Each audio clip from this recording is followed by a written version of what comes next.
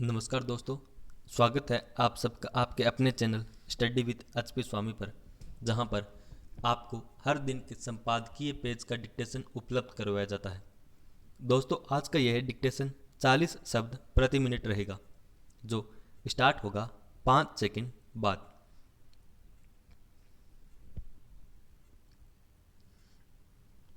Start. Corona को हराने के रास्ते की मुश्किलें अब कुछ को आसान होती लग रही हैं। भारत समेत दुनिया भर में वैक्सीन की तैयारियां अंतिम चरण से गुजर रही हैं। इनमें से कुछ वैक्सीन इस साल के आखिर या अगले साल की शुरुआत तक उपलब्ध होने लगेंगी।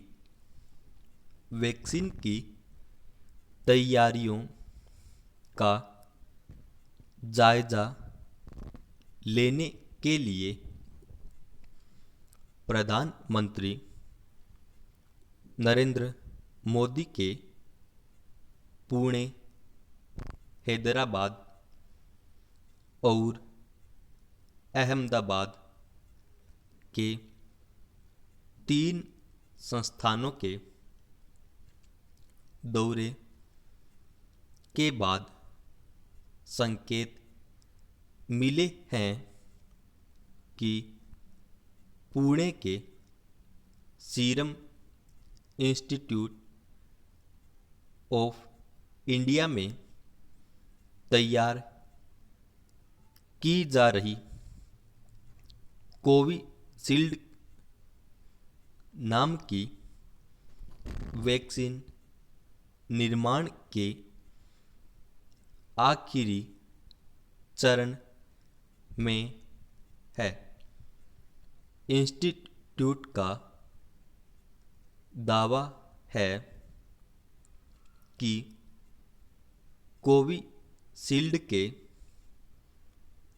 ट्रायल के नतीजे काफ़ी अच्छे रहे हैं। इमरजेंसी में इसके इस्तेमाल की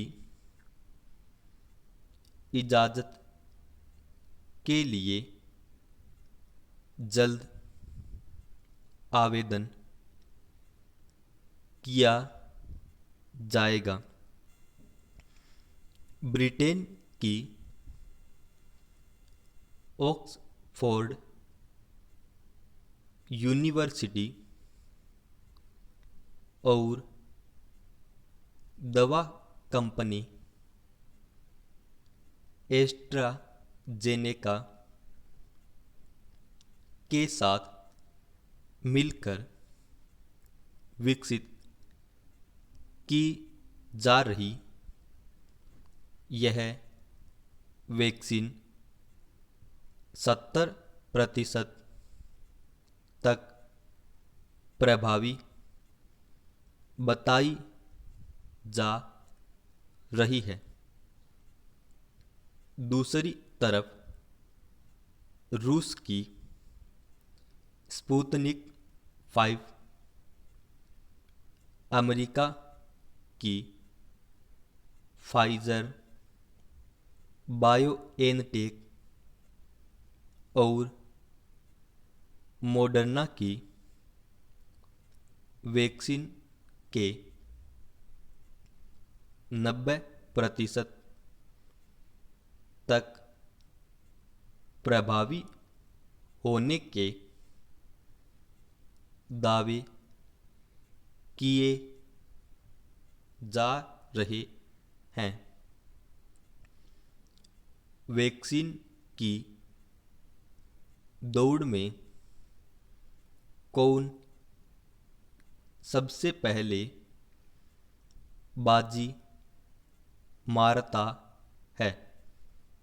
यह फिलहाल स्पष्ट नहीं है, लेकिन यह साफ हो गया है कि दुनिया अब वैक्सीन से ज़्यादा दूर नहीं है। वैक्सीन पर नज़रें इसलिए भी टिकी हुई हैं कि युद्ध स्तर पर लड़ने के बावजूद कोरोना को हराया नहीं जा सका है। सर्दी के आगमन के साथ भारत में इसकी दूसरी और तीसरी लहर ने मुसीबतें बढ़ा दी हैं। दूसरे देशों में भी कोरोना के मामले फिर बढ़े हैं। अमेरिकी कंपनियों फाइजर और मॉडर्ना के वैक्सीन भले ज़्यादा प्रभावी बताए जा रहे हों, भारत इनके भरोसे नहीं रह सकता। इसकी एक वजह इनका काफ़ी महंगा होना है। इनके भंडारण के लिए 70 से 80 डिग्री सेल्सियस तापमान जरूरी है। भारत में इनके लिए लंबी कोल्ड चेन बनाना बेहद चुनौतीपूर्ण होता। सीरम इंस्टीट्यूट की वैक्सीन भारत के लिए ज़्यादा अनुकूल रहेगी, क्योंकि 2-3 डिग्री तापमान पर भी इसका भंडारण किया जा सकता है। कोविशील्ड की एक डोज की कीमत 500-600 रुपये बताई जा रही है। दूसरे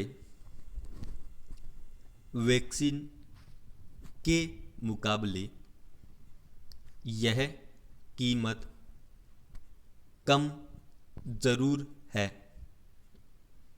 भारत के गरीब वर्ग के लिए यह रकम भी बड़ी है।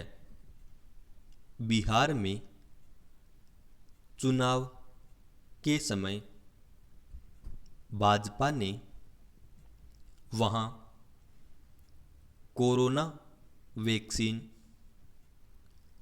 मुफ्त सुलभ कराने का वादा किया था। सरकार को उसी तरह का वादा पूरे देश के गरीब वर्ग के लिए करना चाहिए। वैक्सीन आने से पहले इसके भंडारण और वितरण के माकूल बंदोबस्त भी हो जाने चाहिए। टीकाकरण का भारत को खासा अनुभव है, इसलिए हर एक भारतीय तक टीका पहुंचाने में किसी तरह की अड़चन की गुंजाइश नहीं छोड़ी जानी चाहिए। प्रधानमंत्री बार बार दोहरा रहे हैं कि टीकाकरण का संचालन चुनाव प्रक्रिया की तरह होना चाहिए। अगर प्रशासनिक तंत्र सुचारू तरीके से ऐसा कर पाया तो कोरोना के खिलाफ यह सबसे बड़ी कामयाबी होगी। समाप्त।